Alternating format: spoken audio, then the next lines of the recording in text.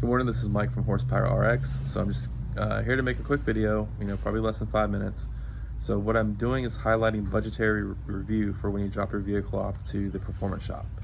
So this isn't so much for like your brakes, your suspension, your steering, the simple things that most automotive shops can fix and that has standard pricing.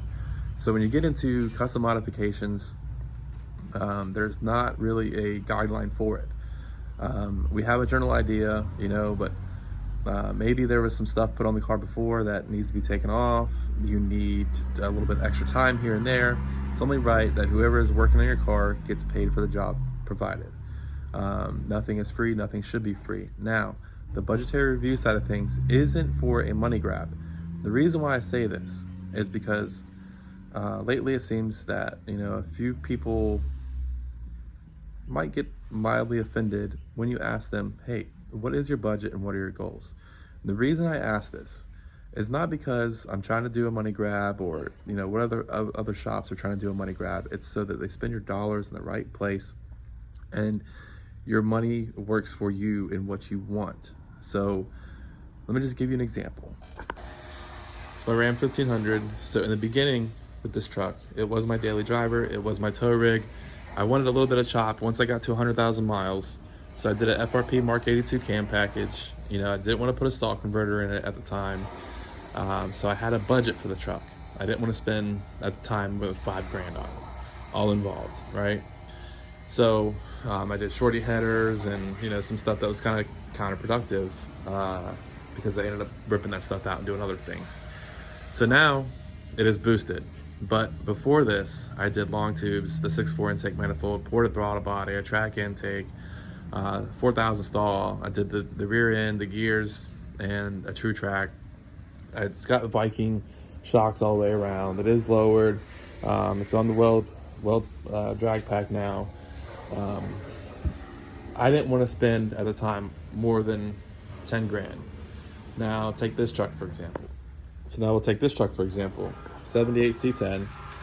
It was restored by another shop up north that they just did a quick job on it, and there was a lot of cheaper parts on it that needed to remove. Right now it's in the middle of removing all the parts and putting a standalone engine management system on it. We put a better intake manifold on it. It is not set in right now.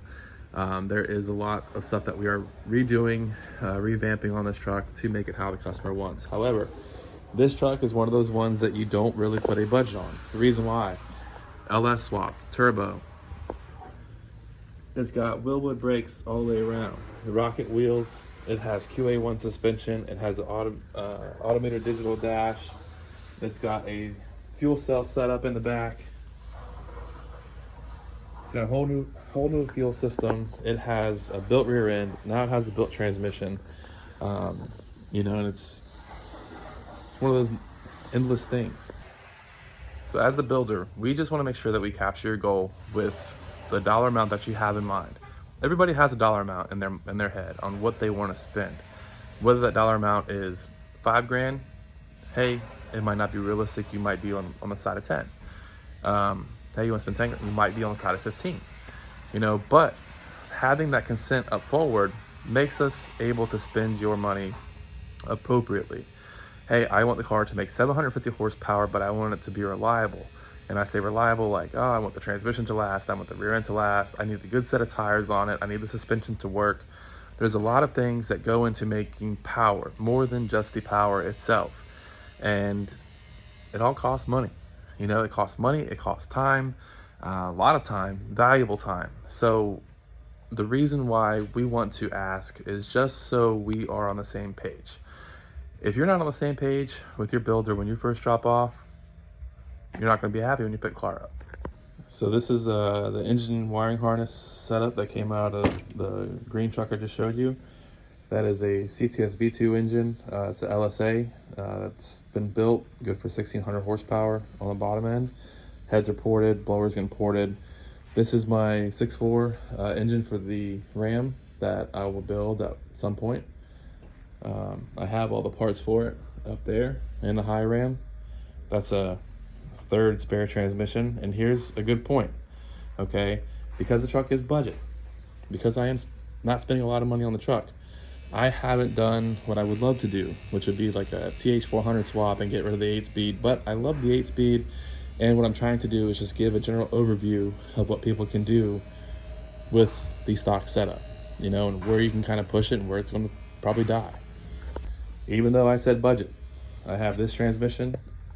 I have a transmission in the truck that's currently bad right now. This is the original transmission I took out, the guts for it. And then here is the Auto G3 kit that I will build, and the valve body tooling cost me $2,000. Now, the reason why most shops, they charge accordingly, right? They have all the investment in the tools to do that job on your car 100%. And if they don't have that tool at the time, that maybe they're in the middle of your job and they say, shit, I need this tool, they buy it because they had the commitment to you. So you as the customer need to make that commitment to your shop. And the reason I say that is because if you don't set the standards from day one on what you expect, you're not going to be happy at the end. You know, and if the best thing I can say is if you have a feeling in your gut and it's not right, go with it. We're consumers too, we get it. But do your shop a favor. If you spend the time with them and you're asking them, you're going through the motions, say, hey, look, maybe right now I'm not committed. I don't have the $10,000 we think I might be, and I don't want to waste $5,000 to get to where I'm still going to be unhappy. I will come back when I have the $10,000 or whatever the case may be, just so everybody in the end is happy. That way you don't have a bitter taste with your shop and your shop doesn't have a bitter taste with you, because believe it or not, we can fire customers and we hate to do it. We like to see everybody happy. Plus we also like to make money, right? That's what we're in business for. So just a quick video, like I said, just to kind of give you an oversight of budgetary review and kind of what to expect as a customer, as well as, you know, what the shop is going to ask you, should be asking you. So good luck with your build and hope to see plenty of videos.